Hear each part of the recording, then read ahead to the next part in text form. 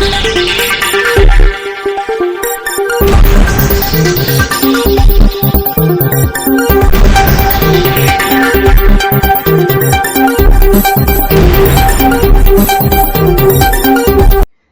દર્શક મિત્રો, શિનોર સમાચારમાં આપ સૌનું હાર્દિક સ્વાગત છે। શ્રી સોમનાથ ટ્રસ્ટ દ્વારા સોમનાથ મહાદેવના શૃંગારમાં ઉપયોગમાં લેવાયેલ પીતાંબરમાંથી બનેલ છબ્બા અને માતા પાર્વતીને શૃંગાર કરાયેલ સાડીઓ મળીને 10,600 જેટલા પવિત્ર વસ્ત્રોનું જિલ્લાના વહીવટી તંત્રના સહયોગથી જરૂરિયાતમંદ લોકોને વિતરણ કરવામાં આવ્યું।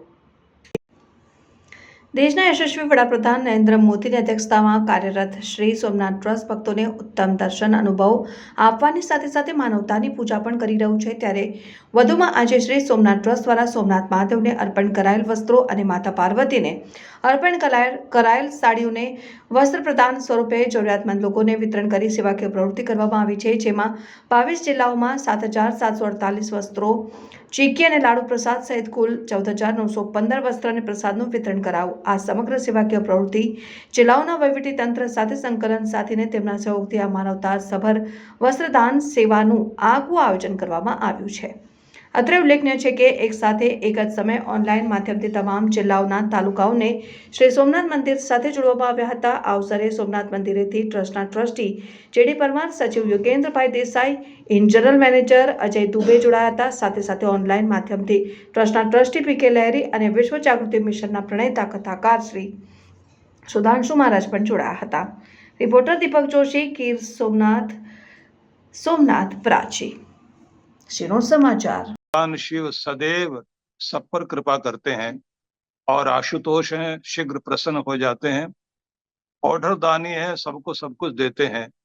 ऐसे भगवान सोमनाथ की कृपा से आज एक महान कार्य हो रहा है।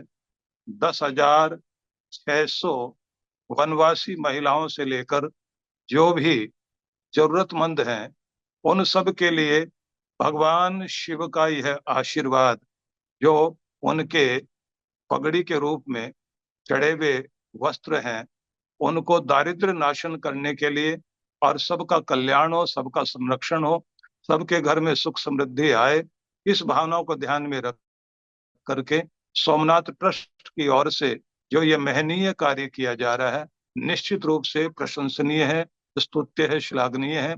और इस महान कार्य के पीछे मुझे विश्व वंद्य लोक नायक हमारे यशस्वी प्रधानमंत्री नरेंद्र भाई मोदी की वह योजना जिसमें वो चाहते हैं कि कोई भी चीज व्यर्थ न जाए और भगवान के ये वस्त्र ये तो अमृत हैं और इस तरह से जो ये सोमनाथ वस्त्र प्रसाद सेवा यज्ञ का महान कार्य हो रहा है, यह निश्चित ही इसके पीछे एक महान प्रेरणा है।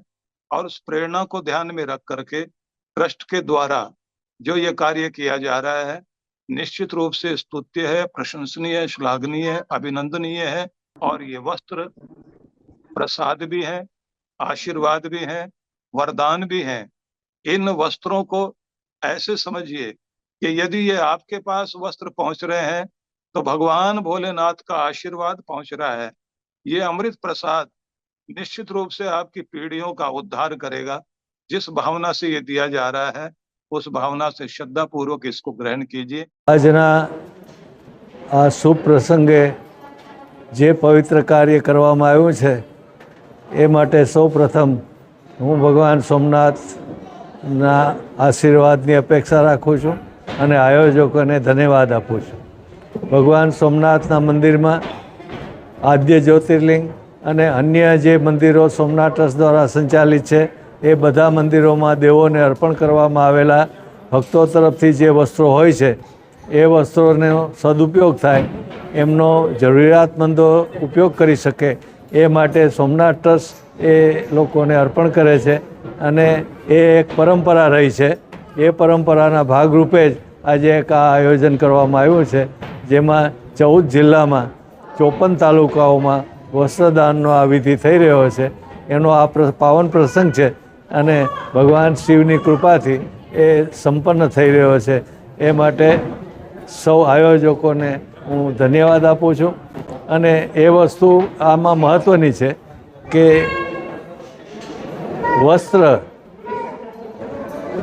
વસ્ત્ર એનો અર્થ થાય છે જેની અંદર વસવામાં આવે એ વ્યક્તિનું ત્રાણ એટલે કે રક્ષણ થાય, એમાં વસવાથી રક્ષણ થાય છે, માટે વસ્ત્ર શબ્દ આવેલો છે. એટલે વસ્ત્ર શબ્દનો અર્થ જ વ્યક્તિનું ત્રાણ રક્ષણ થાય છે અને એમાં ભગવાનના આશીર્વાદ મળે એટલે પવિત્ર થાય અને પાપમાંથી મુક્તિ મળે. આ તો એક ધન્ય ઘડી કહેવાય કે એવા વસ્ત્રો કે જે ત્રાણની સાથે સાથે આપણને પવિત્રતા પણ બક્ષે છે. આ કાર્યમાં સહયોગ આપવા માટે સૌ જિલ્લા કલેક્ટરો અને જે અધિકારીઓ એ સૌના પણ અમે સોમનાથ ટ્રસ્ટ વતી આભાર માનીએ છીએ અને એ ઉપરાંત આવા કામમાં સદાય એ અમને સહયોગ આપતા રહે એવી અમે ઈચ્છા રાખીએ છીએ.